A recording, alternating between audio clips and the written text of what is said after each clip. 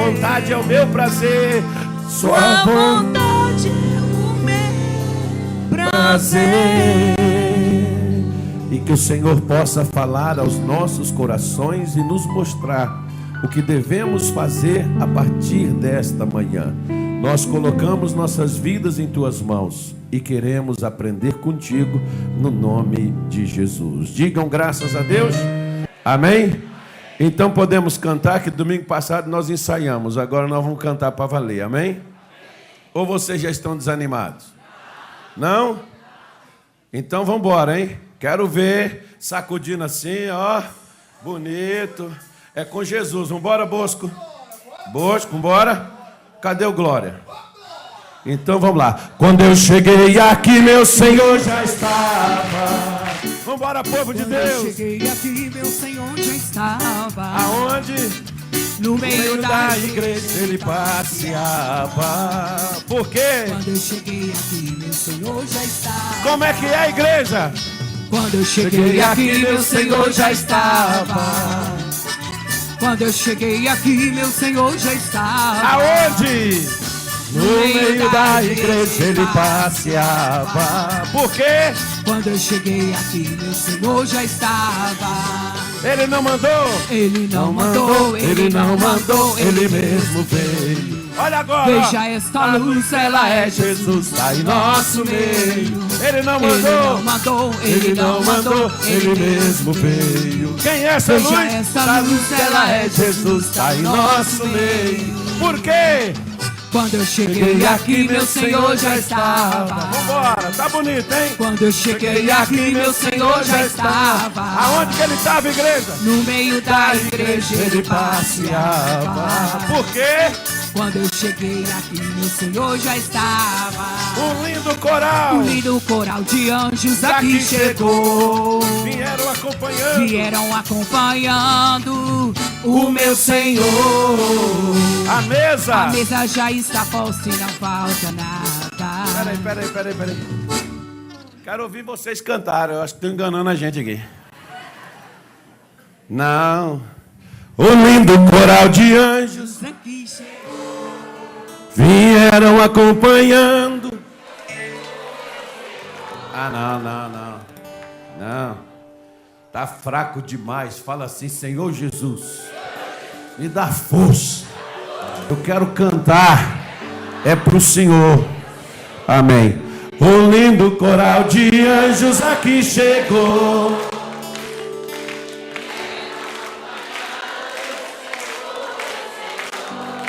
A mesa já está posta e não falta nada. Quando eu cheguei aqui, meu Senhor já estava. Quando eu cheguei aqui, meu Senhor já estava. Bonito, hein? Quando eu cheguei aqui, meu Senhor já estava.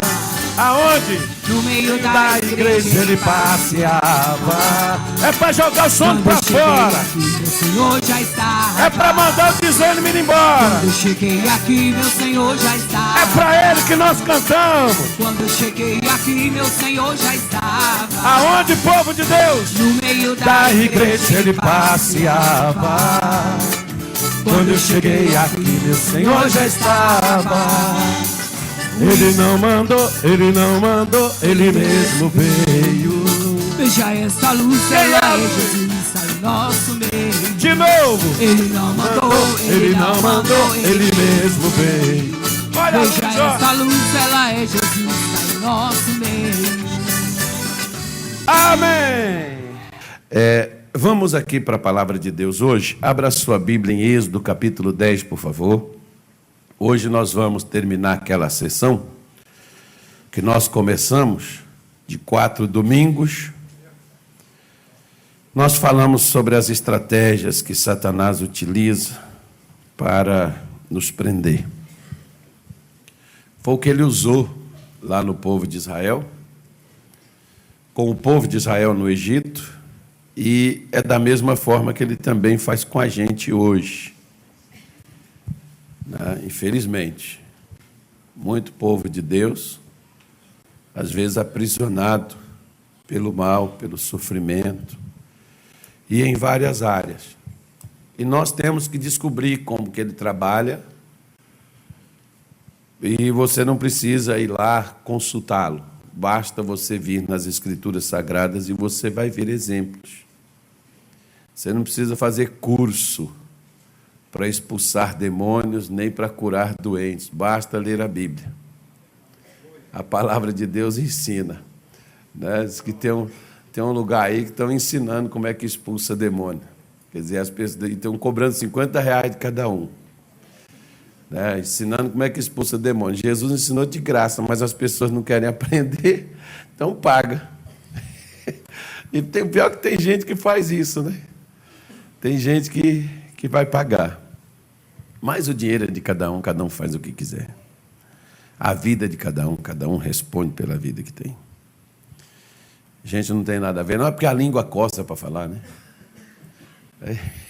Tem que estar comentando esse negócio.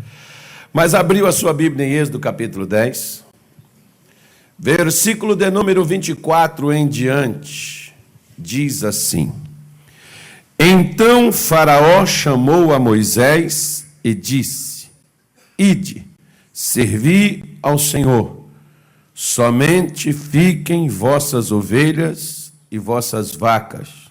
Vão também convosco as vossas crianças. Moisés, porém, disse: Tu também darás em nossas mãos sacrifícios e holocaustos que ofereçamos ao Senhor nosso Deus. E também o nosso gado há de ir conosco, nenhuma unha ficará, porque daquele que havemos de tomar para servir ao Senhor nosso Deus, porque não sabemos com que havemos de servir ao Senhor até que cheguemos lá. Vamos parar aqui, isso hoje é o suficiente. Isso aqui é para você poder entender. Quem não leu, leia principalmente esse capítulo 10 de Êxodo na sua casa, e você vai compreender as 4 coisas que nós passamos aqui falando nos últimos domingos. Já completou hoje, por exemplo, o 4º, e nós falamos aqui desde o primeiro domingo, nós mostramos que a primeira sugestão de Faraó para Moisés e o primeiro desejo de Satanás para o povo de Deus é que nós fiquemos com o corpo dentro da igreja e a cabeça lá fora. Ou seja, que a gente seja misturado, meio crente, meio pecador. Estejamos um pouco na igreja e outro pouco no que nós chamamos de mundo. Então ele disse para o povo: vocês podem ir sacrificar ao Senhor, mas não vai longe, não se distanciem, não saiam daqui. É aquelas pessoas que às vezes vêm para a igreja, mas não mudam de atitude, não mudam de comportamento, não mudam a maneira de ser. E é impossível que uma pessoa tenha um encontro com Deus e ela seja a mesma pessoa que ela sempre foi. Isso é impossível.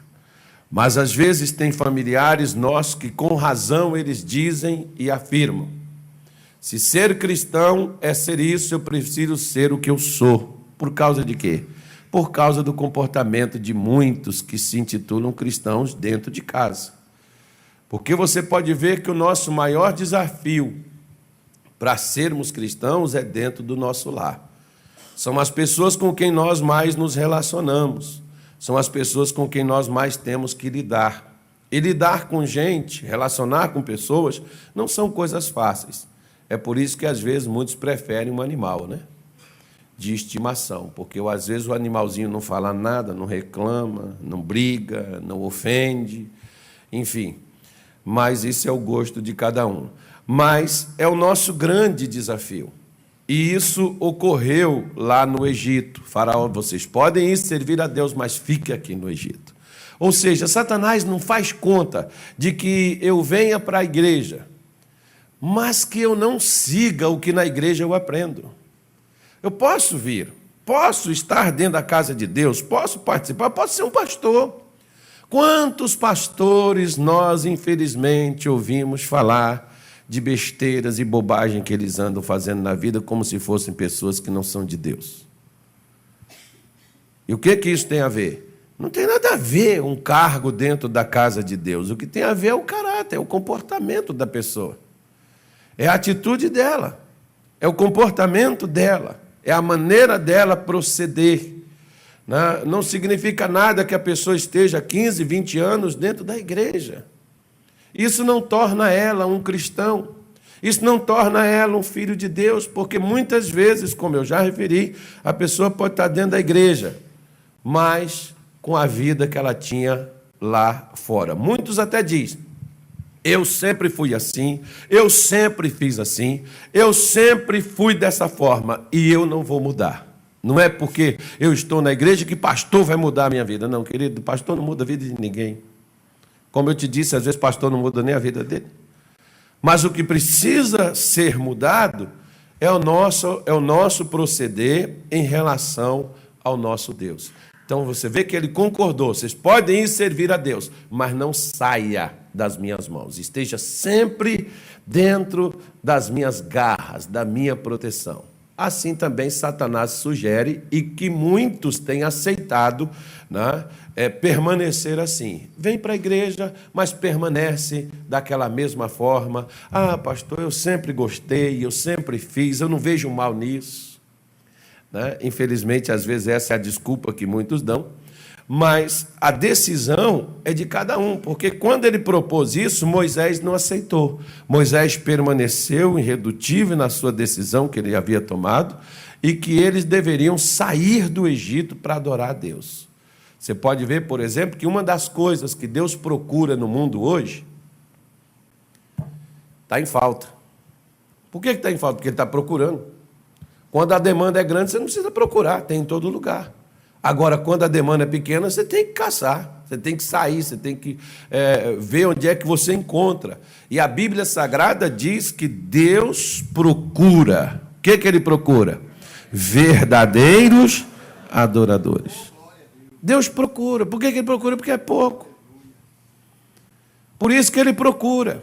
Se tivesse muitos, ele não procuraria. Agora você vê que Jesus fala isso bem no centro da adoração do mundo, que é em Jerusalém, que era o povo de Deus que deveria oferecer a ele a adoração. Eles até ofereciam cultos, dízimos, ofertas, mas eles mesmos não eram de Deus. A pessoa pode dizimar, pode ofertar, pode ser patrocinador, pode ser o que for, mas se o seu coração não estiver na mão de Jesus, tudo que você é, tudo que você faz, não vale nada. Essa que é a grande questão. Porque às vezes nós achamos que por fazermos determinadas coisas, isso já nos torna algo. E não é. Porque o faraó sabia disso, Satanás sabe disso, que a pessoa pode fazer todas as atividades na casa de Deus, mas se ela não saiu daquilo que ela sempre foi, ela continua sempre sendo. Infelizmente, como diz aí o hino de um clube de futebol, muitos cristãos são assim, Muitos cristãos dentro da igreja são dessa maneira. Uma vez Flamengo, sempre Flamengo. Uma vez vivendo errado, uma vez vivendo no pecado, sempre no pecado, embora está dentro da igreja. Alguns questionam e dizem assim: não, mas eu não senti no meu coração ainda. Quando Deus falar no meu coração, Deus vai atropelar você então. Porque o que Deus tem falado com a sua igreja ultimamente, o que Deus tem feito, você vê hoje mensagens nas redes sociais, você usa a sua conforme você quiser, mas hoje o que tem de mensagens nas redes sociais, o que tem de pregadores, o que tem de gente de Deus falando de manhã, de tarde, de noite, de madrugada, o que tem de gente em rádios, em televisão, olha o dinheiro que o missionário investe em televisão para poder evangelizar o país, para poder evangelizar o mundo. Então, se a pessoa não muda, é só por uma escolha própria, ela não quer. E essa é uma escolha diabólica, satânica, porque Satanás não quer que a gente mude. A segunda coisa que ele propôs foi, até concordou: olha, tudo bem, vocês podem ir, mas não se afaste muito. Não vai muito longe, não. Fica aqui pertinho mesmo. Ou seja, olha, você pode ser crente, você pode ir para a igreja, mas não se envolve com aquelas coisas lá, não. Olha, não entra naquele mérito lá de você querer fazer coisas, evangelizar, participar daquele negócio, você não está nem preparado para isso. O que eu vejo hoje, por exemplo, que tem dentro, em muitos ministérios, muitas igrejas, tem cursos, curso disso, curso daquilo, curso preparatório para isso, curso para não sei o quê, teologia, não sei o quê, parará, papapá. A pessoa faz tudo aquilo e não vira nada. Encontro de casais, aí falta matar a mulher em casa. Encontro de pais e filhos, aí despreza os filhos e tudo mais. Está cheio de curso, tem gente que está cheio de diploma dentro de casa, mas parece o Satanás em pessoa. Faz todas aquelas coisas e continua sempre do mesmo jeito que era. Ou seja, é a pessoa que não se envolve. Jesus não chamou a gente simplesmente para nós estarmos dentro de uma igreja. Jesus nos chamou para nós estarmos com Ele.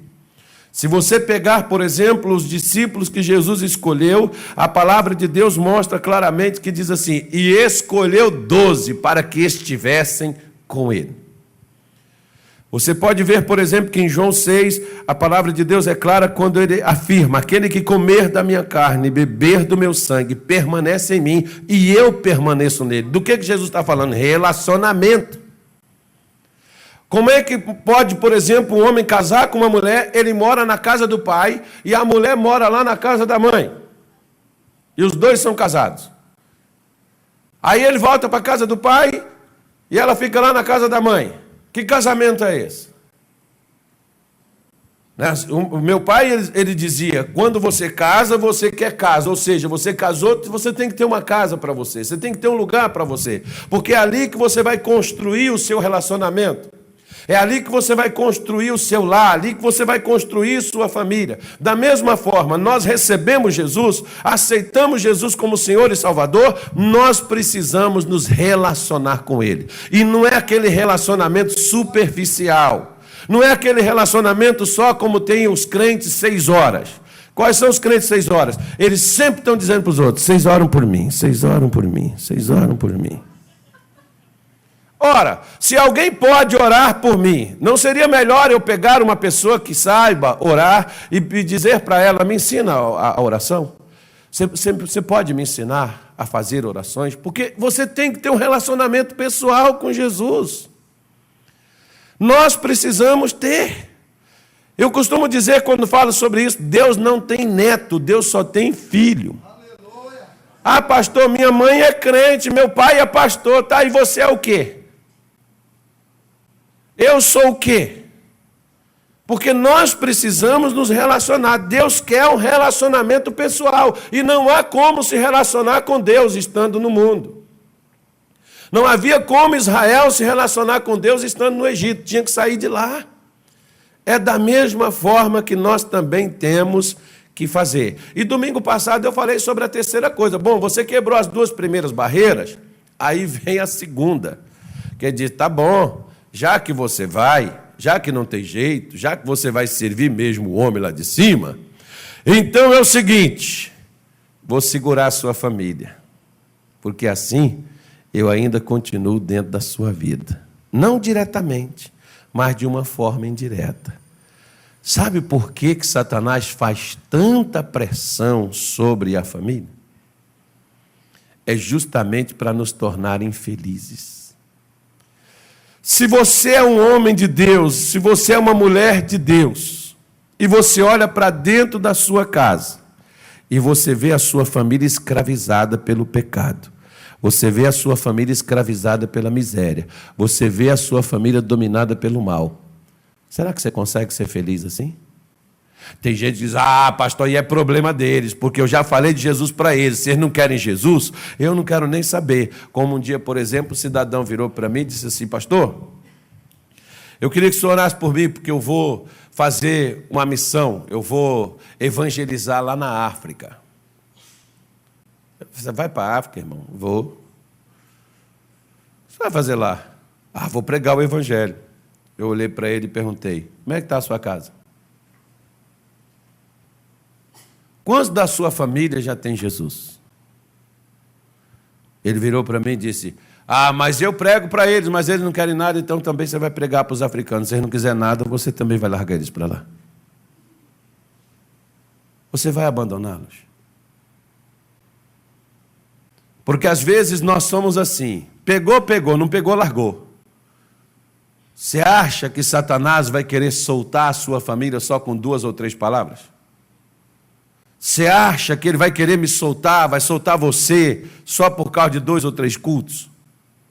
É por isso que tinha que haver um comprometimento com Deus, é por isso que tinha que ter uma vida com Deus, porque para você tirar as pessoas das mãos do diabo, você precisa estar nas mãos de Deus. Se você não estiver nas mãos de Deus, você não tem como tirar as pessoas das mãos do diabo, irmão. E hoje muitos cristãos não conseguem tirar a família das garras de Satanás justamente por causa disso. Só por causa disso, não é por causa de outra coisa não, não é porque Satanás é poderoso não, é porque nós estamos fracos. É porque nós estamos vazios, é porque nós estamos sem a determinação, sem a força divina na nossa vida. Por isso, passou-se uns tempos, por exemplo, eu perguntei para esse camarada, e aí, como é que está o trabalho? Ah, não deu, pastor, eu tive que largar para lá. Ele saiu da África também. Passou-se uns tempos, o que aconteceu? Ele me ligou e disse, pastor, meu pai partiu. E partiu sem?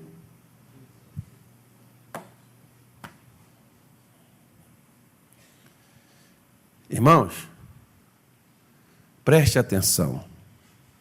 O que você tiver que fazer pela sua família, faça agora. Mas faça mesmo, porque se nós fizermos, Moisés, por exemplo, bateu os pés e tirou todo mundo do Egito. Enfrentou. Em frente. Não bata pé não, bata a mão, bata joelho no chão, bata oração no céu. Põe jejum. Vem para a campanha, faz oração, busca a Deus. Leia a Bíblia. Levanta de madrugada se for possível. Sabe por quê?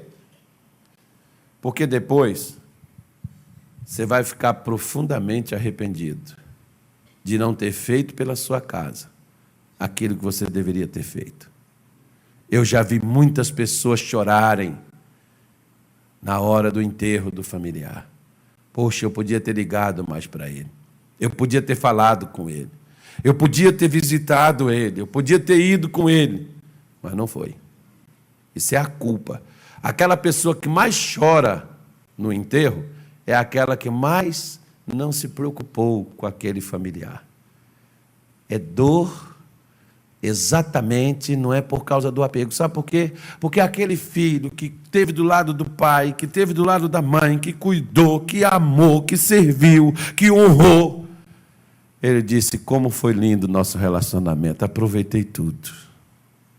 Como foi bonito. Vai sentir saudade? Vai. Mas não chora por causa de arrependimento, de não ter cuidado, de não ter feito. É aquela mesma coisa, por exemplo, que quando o marido, a mulher está com o marido em casa, despreza, não cuida, não ama, não dá carinho. Aí quando um cansa e mete os pés no outro, aí o outro fica, poxa, que eu estou com saudade, porque quando estava dentro de casa não cuidou, caramba. Agora vai ter que lutar de unhas e dentes para trazer de volta. Vai ter que batalhar para isso. Foi o que Moisés fez, nós não vamos deixar, nem os velhos, nem as crianças, nós queremos todos. Faraó diz, não, vai vocês e serve a Deus. Olha, maravilha você está servindo a Deus, mas se a sua família está servindo o diabo, eu acho que você não vai ser muito feliz. Eu acho que você não vai ter muita alegria. Porque Satanás vai entrar na sua casa constantemente. Constantemente ele estará lá no seu lar te atingindo diretamente. Pois bem, Moisés resistiu, venceu. Aí veio a segunda, a última etapa. Porque diz, tudo bem, agora vocês já vão, vocês vão sair daqui, vocês vão se envolver com esse Deus de vocês estão levando as famílias de vocês, mas tem uma coisa que vocês não levam. Vocês não vão levar os bens que vocês têm. Por quê? Que é para vocês não servir ao seu Deus. Você que era patrocinador do Show da Fé, parou de patrocinar. Por quê? Ah, pastor, eu fiquei desempregado. E você sabe por quê? Você está entendendo por quê? que é para você não ajudar. Sabe por que às vezes o demônio te incentiva e te leva a endividar até o pescoço? É para você ter aquela desculpa de dizer assim: eu estou devendo Deus e o mundo, eu não posso contribuir. Porque se tem uma coisa que Satanás luta veementemente, é para que nós, os filhos de Deus, plantamos. Por quê? Porque ele sabe que é dando que se recebe, meu irmão. Ele sabe que é semeando que se colhe. Ele sabe que o dinheiro é muito mais do que você imagina. Aquilo que você traz, que eu venho trazer à casa de Deus, está mostrando exatamente quem eu sou. O que eu ofereço é o meu, falar igual o missionário, retrato. Os meus envelopes é o meu retrato do que está dentro de mim. Você pode ver, por exemplo, que tem pessoas que elas têm até raiva quando chega a hora de oferta. Tem gente que levanta. E se o pastor pedir, então, misericórdia, começa a orar contra, está amarrado. Eu não venho mais nessa igreja. Essa igreja é só dinheiro. Aí você olha, o infeliz está precisando de dinheiro mais do que todo mundo. Mas por que disso? Porque Satanás, ele sabe que se o homem se apega, e se o homem é agarrado ao que ele tem, esse homem não se agarra com Deus, e não se apega com Deus. O problema nosso não é ter dinheiro. Deus não é contra você prosperar. Deus não é contra você crescer. Deus não é contra você ser próspero. Deus é contra a gente ser ganancioso. Deus é contra a gente chegar na rua, ter uma pessoa necessitada, e você ter o dinheiro no bolso, e você pode saciar a fome dela, e você com ganância não dá nenhum pão. Isso que Deus é contra. Deus é contra a gente ajuntar, ter tanto dinheiro na nossa conta, para a gente esbanjar, passeio para a Europa, passeio para não sei aonde, ir para não sei o quê, fazer cruzeiro não sei das quantas, e na casa de Deus, às vezes, passar-se necessidade quando essa pessoa está sentada dentro dela. Por quê? Porque isso é ganância. Satanás coloca isso dentro do coração do ser humano, e você pode ver, por exemplo, uma declaração muito bonitinha em Marcos capítulo 10 do jovem rico. Ele chega e diz: Senhor, o que eu faço para herdar a vida eterna? Jesus disse: fácil, guarde os mandamentos. Ele diz: quais? Jesus ainda foi citar para ele. Citou uns 4: amarás, pois, o Senhor teu Deus, todo o teu coração, toda a tua alma, toda a tua força, todo o teu entendimento. Amarás o teu próximo como a ti mesmo, não dirás falso testemunho, honra teu pai e tua mãe. E ele virou e disse: tudo isso eu tenho feito, Senhor, desde que eu nasci. Desde que eu me entendo por gente, eu tenho feito toda essa coisa aí. Aí Jesus olhou para ele, a Bíblia diz que Jesus o amou. Porque Jesus ama a nossa sinceridade, quando a gente é sincero. Quando a gente é aquele caloteiro espiritual, né? O caloteiro espiritual é aquele que parece, mas não é. Quando ele olha para ele, ele diz assim: somente uma coisa te falta. Só falta você uma coisa. Por que aquele homem temia não ter a vida eterna? As atividades religiosas, ele fazia todas elas, porque ele temia. E por que ele estava fazendo aquela pergunta? Simples. É a resposta que Jesus deu para ele. Vai, vende tudo o que você tem, dê aos pobres, venha e me siga. O que o homem fez? Ele saiu triste, porque ele tinha muitos bens. Preste atenção. Onde é que estava o coração dele? A Bíblia diz, e ela é clara, ao menos que nós não creiamos nela: onde estiver o teu coração, estará o teu tesouro. No que estava o coração daquele homem? Nos bens. E ele achava que os bens era apenas para que ele pudesse chegar e dizer: olha, eu sou bem sucedido, eu tenho isso, eu tenho aquilo, eu tenho assim, tenho assado. Tudo que o Senhor Deus nos dá, preste atenção que eu vou lhe dizer, tudo que Deus dá ao ser humano, independente de ser cristão ou não, tudo que Deus dá ao ser humano vai ser cobrado dele no dia do juízo, o que eu fiz com o que ele me deu. Cada centavo, cada um deles, o que eu fiz com esse dinheiro. Por quê? Porque o que Deus me dá, a primeira coisa é para servir a Ele. A segunda coisa é para suprir as minhas necessidades. O objetivo principal, e por causa disso que o homem, depois que Satanás entrou no mundo, o homem se tornou ganancioso, entrou o espírito da ganância dentro do coração do ser humano. E de tal forma que as pessoas vão tendo as coisas e vão retendo. Você pode ver, por exemplo, o que acontece no nosso país. Quanto dinheiro retido nas mãos de alguns, enquanto muitos passam fome. Enquanto muitos morrem nas filas dos hospitais, nos prontos-socorros, porque não tem um equipamento cujo dinheiro estava na mão de um farsante desse. E que pura ganância, a pessoa não faz e não cria nada para poder atender aos outros.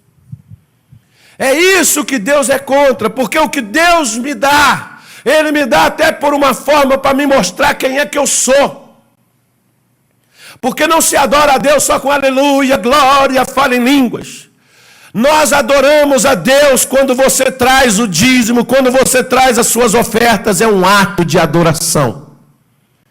Por quê? Porque no nosso dízimo, na nossa oferta, mostra quem nós somos. Se você quiser ver, vamos lá, Gênesis capítulo 4. Gênesis capítulo número 4. Vamos lá. A Bíblia está aí para isso.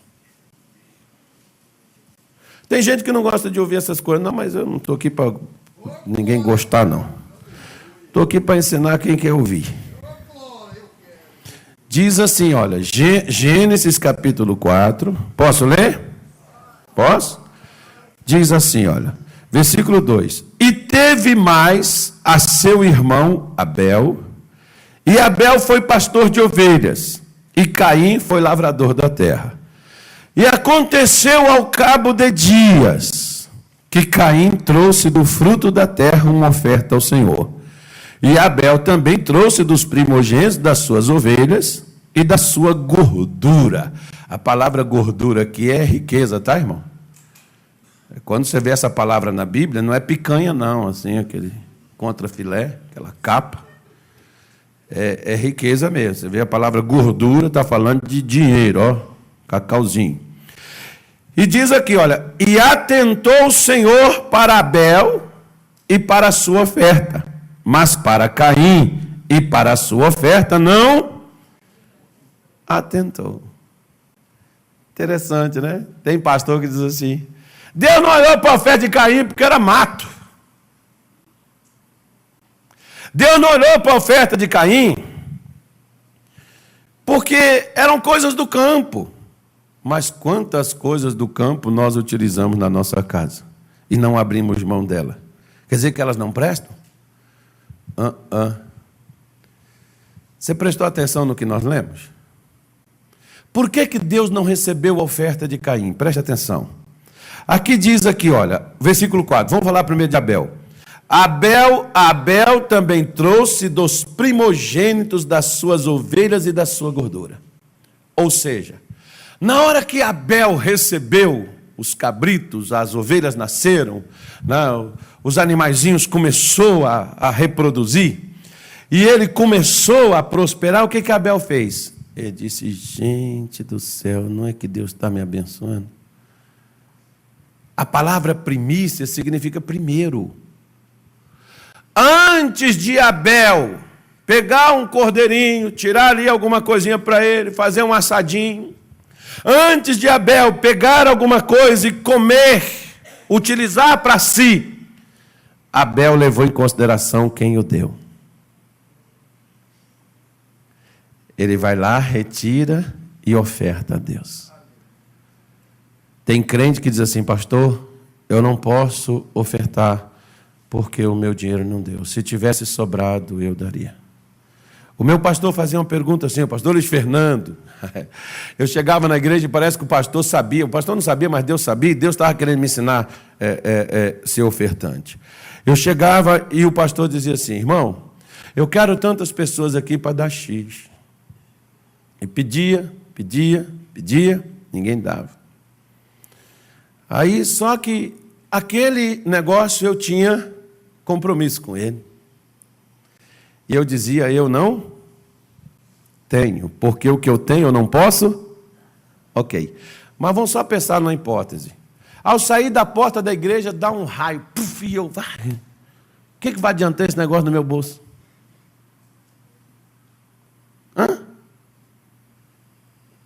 Me dá um tranco fulminante, um ataque cardíaco, foi. O que vai adiantar esse negócio no meu bolso? Mas, por outro lado, o demônio diz assim: mas você vai sair, você não vai morrer, e você vai ficar endividado, e os caras vão ficar cobrando você, e vai ficar te perturbando na tua mente, e é melhor você segurar esse negócio. Pois é.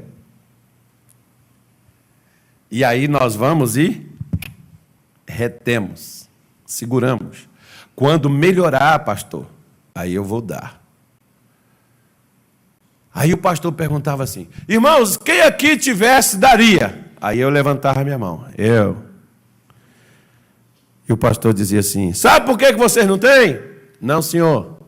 Porque quando vocês têm, vocês não dão. Quando vocês têm, vocês recebem, vocês pegam tudo, supermercado, água, telefone, né? Vocês pegam roupa, vocês comida, vocês fazem tudo para vocês. E eu olhava para ele assim, vontade de pular nele. Bingo, acertou.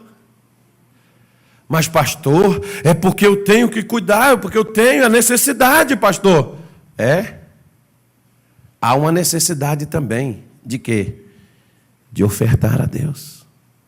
Por que que Deus não dá mais? Por que que Deus não supre necessidade de crente? Porque tem crente que pega o versículo e diz: o Senhor é meu pastor, nada há de me faltar, mas está faltando tudo. Pega aquele versículo lá que Paulo diz em Filipenses 4,19: o meu Deus suprirá todas as minhas necessidades, segundo as riquezas que há em Cristo Jesus. Mas as necessidades todas estão lá e Deus não supre. Sabe por quê? Porque há uma necessidade. De antes de nós mexermos para nós, antes de nós tirarmos para aquilo que nós temos que cumprir, que nós temos que fazer, nós precisamos lembrar do Senhor nosso Deus. Nós temos que fazer como Abel fez. É essa oferta que Deus recebe. O que Deus olha não é a quantidade, é a qualidade da oferta, porque se a oferta é primícia, se eu me lembrei primeiro do Senhor, se eu me lembrei primeiro dele, então eu estou dando uma oferta com qualidade. Geralmente, às vezes, as pessoas pegam e gritam: porque ele quer muito dinheiro. Não é muito dinheiro que Deus quer o nosso coração, porque se ele tiver o nosso coração, ele tem o nosso dinheiro, ele tem tudo nosso. E o coração que ele não tem é porque o coração está no dinheiro, porque só tem esses dois poderes. Só tem essas duas coisas. Abel não colocou seu coração nas riquezas, daquilo que ele tinha. Ele foi servir a Deus. Ele pega, separa e vai servir a Deus. Agora olha só o versículo 3 aí, olha. E aconteceu que ao cabo de dias, ou seja, já havia passado alguns dias, que Caim tinha colhido sua safra, que ele tinha juntado seus grãos, e ele já estava comendo deles na sua casa. O que ele foi dar para Deus? Sobra. Deus não recebe sobra. Deus não precisa de sobra. Para Deus ou é primícia, ou é nada. Deus é primeiro lugar. Quando você pega Mateus 6,33, ele diz: buscai primeiro o reino de Deus e sua justiça, e as outras coisas vos serão tiradas. Não? É porque parece que vai ser tirado, porque às vezes a maioria das pessoas tem medo de colocar o reino de Deus em primeiro lugar. Querido, dá uma olhadinha, por exemplo, na sua vida. Se a sua vida não está sendo suprida e Deus não está te abençoando, veja em que lugar você está colocando Deus. Veja qual é o lugar que Ele ocupa na sua vida. Primeiro a faculdade do meu filho, primeiro o aluguel, primeiro a energia, primeiro o telefone, porque eu não posso ficar sem rede social. Deus o livre e guarde nessas alturas, ficar sem isso. Isso aqui é o meu ramo, isso aqui é meu negócio, é com isso aqui que eu ganho dinheiro. Depois isso, depois aquilo. Deus está em que lugar? E depois temos a cara de pau de chegar e dizer: sou dizimista, sou ofertante, estou na igreja e minha vida não muda. Eu acho que Deus está falando com a gente. Tá, irmão? O que Deus quer não é aparência. O que Deus quer é prática. Nós temos uma aparência, muitas vezes, de crente. Nós questionamos Deus. Nós não fazemos as coisas como Ele nos ensinou. Fazemos as coisas como nós achamos que devemos fazer. E queremos o resultado, e cobramos, e a tua palavra diz isso. Eu não preciso pregar para ele sabe o que está na sua palavra. Quem não sabe, muitas vezes, somos nós o que a sua palavra diz. Quer ver só? Deixa eu te mostrar aqui, quer ver? Olha, só para a gente terminar. Deuteronômio, capítulo de número 8. Vou terminar. Digam graças a Deus. Deus levou o povo de Israel para a terra de Canaã. E a terra de Canaã, a Bíblia diz que ela manava leite e mel. Ou seja, não vai ter falta de nada. Não tinha falta de coisa alguma naquela terra e tudo que plantava. E outro dia eu estava vendo um camarada, ele estava fazendo uma reportagem mostrando a terra de Israel. Eu nunca fui. É até um sonho, mas acho que nem que foi sonho eu vou lá. É porque eu não quero ir sozinho. Se eu quisesse ir sozinho, eu iria. Eu quero levar minha mulher, quero levar meus filhos, quero levar a família comigo, porque isso é um local onde você vai com todos de sua casa. E eu estou esperando eles arranjar o dinheiro para eles irem. O meu já tem. Aí o que acontece? O camarada estava mostrando, você olha a terra, mais é pedra, mais é uma terra seca, é um deserto, e aquele negócio dá. É o melhor pedaço de terra que tem no mundo. Melhor do que o do Mato Grosso, que produz soja, milho. Feijão também produz aqui? Pois é. Lá no Pará é só açaí, né? Mas produz. Olha, o pessoal do Pará, Deus abençoe. Então está aqui, olha. Ele diz assim, versículo 17. Vocês vão para lá, vocês vão entrar nessa terra.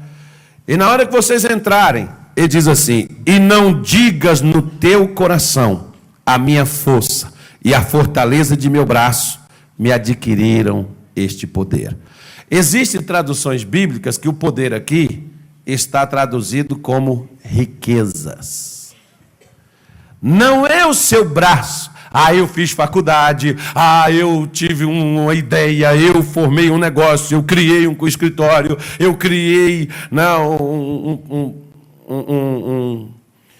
um app ou qualquer coisa que você desenvolveu. Eu cresci por isso, porque eu sempre me esforcei, pastor, eu sempre fui dedicado, eu sempre lutei. Tá bom. Tem gente que luta e trabalha mais do que nós. Não adquire nada. Por quê? Porque é o que Deus está falando para eles. Antes, versículo 18, te lembrarás do Senhor teu Deus, que Ele é o que te dá força para adquirires riquezas, para confirmar o seu concerto que jurou a teus pais, como se vê neste dia. É a prova de que Deus, Ele quer nos abençoar. A prova de que é Ele que nos dá a capacidade para a gente poder ter prosperidade, para a gente poder crescer. Ele nunca foi e Ele não é contra a prosperidade. Ele é contra a ganância do ser humano, que muitas vezes, quanto mais tem, mais quer, e para si próprio. Para o seu próprio engrandecimento. Saiba que a primeira atitude de Deus, ao te dar bens nas suas mãos, porque os bens de Israel estavam nas mãos do Egito. Ao dar aqueles bens, e Moisés era conhecedor disso, e eu fico fascinado quando eu olho esses camaradas, esses homens de Deus que fizeram a coisa diferente. Moisés era ciente disso, e Moisés disse, olha, você vai dar os nossos bens, o sacrifício, porque a palavra sacrifício é oferta, você vai entregar para nós os nossos bens, porque nós não sabemos o que Deus vai nos pedir. Você sabe aquelas pessoas que elas já vêm para a igreja assim, ó, dentro de um bolso já tem o dinheiro delas e dentro do outro está a oferta.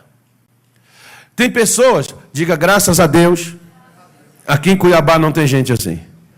É só lá em Minas Gerais. Tinha, quando eu era obreiro, eu observava, às vezes o pastor pegava e falava, irmão, nós temos um livro aqui e tal, você vai ajudar? E um irmão chamava e disse, qual é esse livro aí, irmão? Aí você chegava com o livro perto, ele sacava assim aquelas notas de 100, de 50, de 20, aí ele olhava assim, mas eu já tenho esse livro, pegava tudo, embolava aqui dentro e colocava dentro do bolso.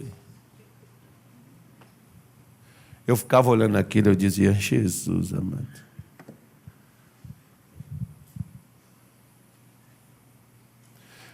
Deus me fez muitas vezes pegar o último recurso que eu tinha no meu bolso e voltar para casa a pé com a minha esposa e a minha filha e a minha mulher grávida. Muitas vezes Deus me pediu o meu único recurso. Para quê? Para mim, não é para Ele.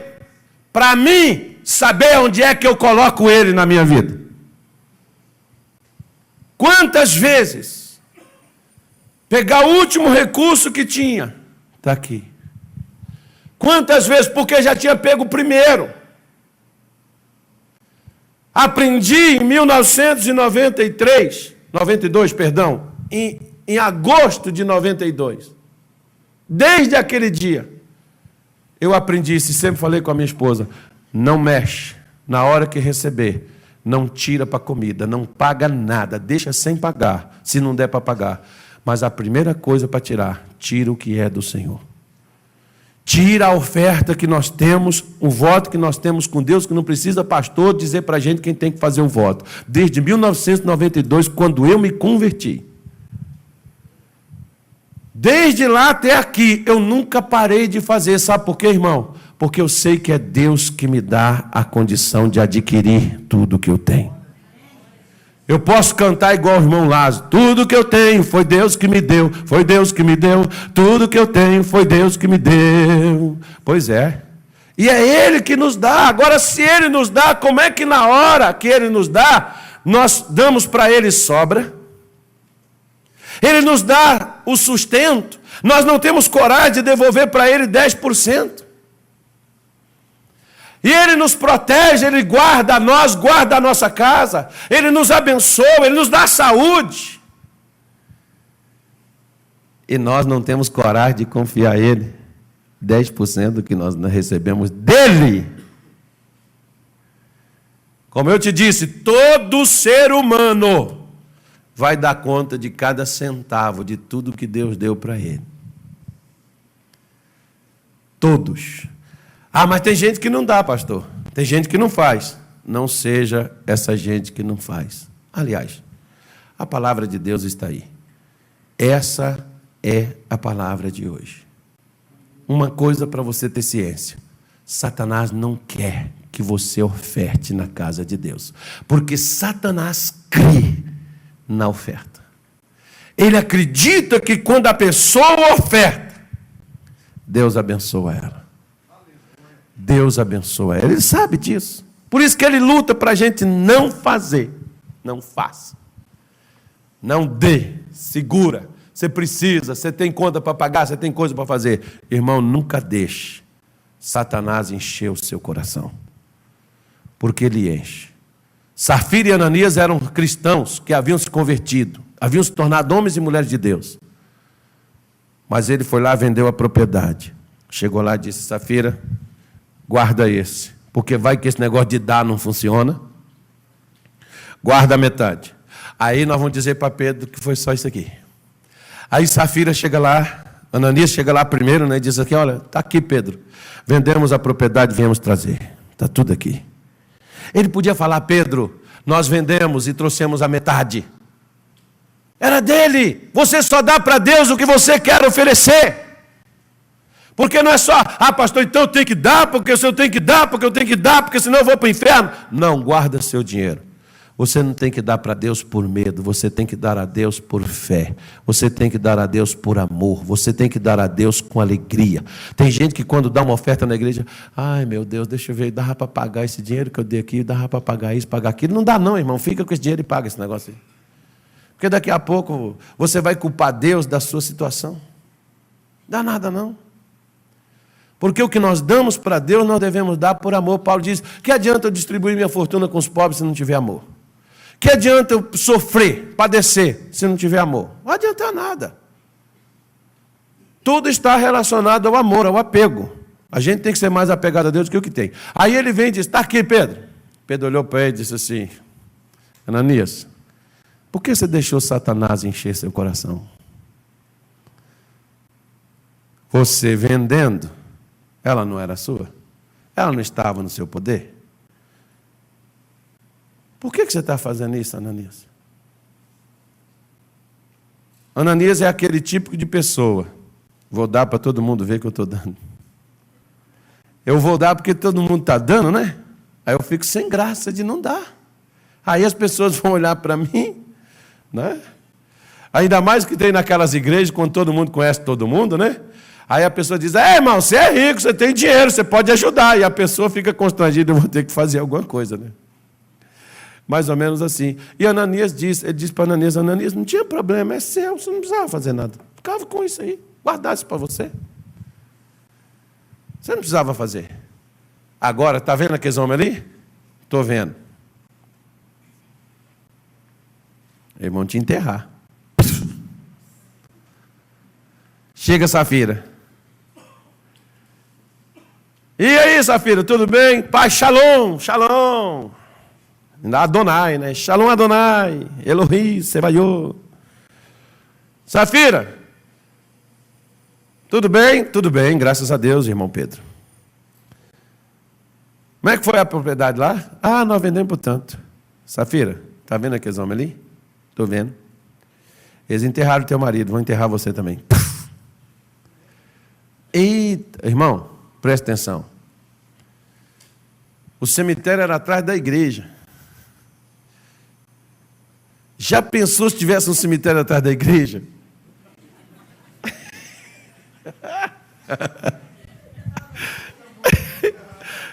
Até eu tinha morrido, né? Porque eu tive que aprender a honrar a Deus. É a mesma coisa, Deus nos traz para nos honrar. Para a gente aprender a honrar a Ele, colocar Ele em primeiro lugar. Quando você põe Ele em primeiro lugar, Ele também te põe em primeiro lugar. Feche os seus olhos. Senhor Deus, em nome do Senhor Jesus. Meu Pai, esta Tua palavra, ela é tremenda. Meu Deus, o Senhor não está de olho nas nossas posses, até porque tudo que nós temos veio de Ti. É o Senhor que nos deu. E graças nós Te damos, Senhor, por tudo aquilo que o Senhor nos tem dado. Nunca deixe o nosso coração, Senhor, se tornar tão ganancioso e tão avarento, de nos deixar levar por sentimentos, por pensamentos e por desejos, e perdermos, meu Pai, o contato contigo. Não queremos apenas ofertar na Tua casa e ajudar a Tua obra, como às vezes muitos, meu Deus, ficam até com pena, e outros dizem, eu preciso ajudar. Senhor, nossas ofertas não são ajudas, as nossas ofertas são reconhecimento de onde está o Senhor nos nossos corações.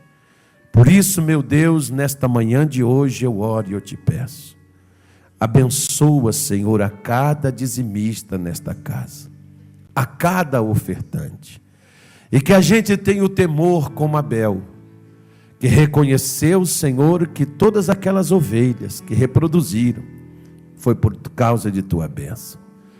Que todas aquelas prosperidades que ele adquiriu foi o Senhor que havia dado. E assim como ato de reconhecimento de que tudo vem de ti, ele devolveu ao Senhor daquilo que o Senhor deu para ele. Ele lembrou primeiro do Senhor e não do seu estômago. Ele lembrou primeiro do Senhor e não da sua casa. Senhor Jesus, que assim seja. Que a gente tenha a coragem, a determinação de tudo que vier nas nossas mãos, saber que é o Senhor que abre os céus e que abençoa, para que nós possamos ter dignidade ao viver. Porque o Senhor diz que quando trazemos na sua casa os dízimos e as ofertas, o Senhor abre as janelas dos céus e derrama as bênçãos que vêm a maior abastança. E por isso eu te peço, abençoe o teu povo, Senhor. Oh meu Deus, e aqueles que estão com a vida amarrada, aqueles, Senhor, que o inferno prendeu o trabalho, prendeu o salário, prendeu a renda. Oh meu Deus, em nome de Jesus, dê ordem aos seus anjos para soltar agora. Assim como lá no Egito Moisés não aceitou sair de mãos vazias, assim em o nome de Jesus eu digo: espírito do imundo, espírito do inferno que tem lutado contra o povo do Senhor, demônios que fecharam as portas do trabalho, demônios que fecharam as portas do emprego, demônios que fecharam a fonte de renda, para essa pessoa não trazer nada, até para que ela fique com vergonha todas as vezes que ela vier à igreja.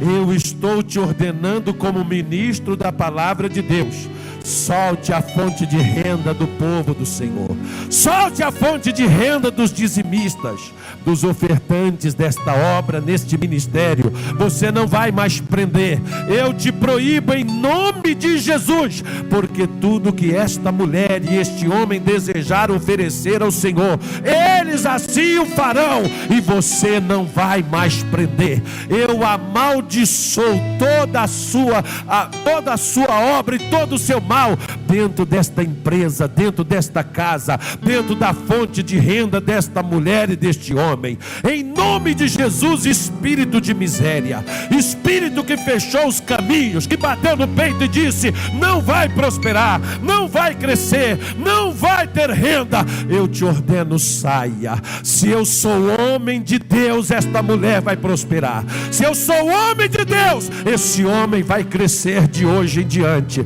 porque eu estou te resistindo e eu estou te mandando: solte o trabalho desta mulher, solte o trabalho deste homem, solte a fonte de renda. Demônio que diz que ninguém lhe tira, demônio que diz que não adianta essa pessoa orar, não adianta ela vir.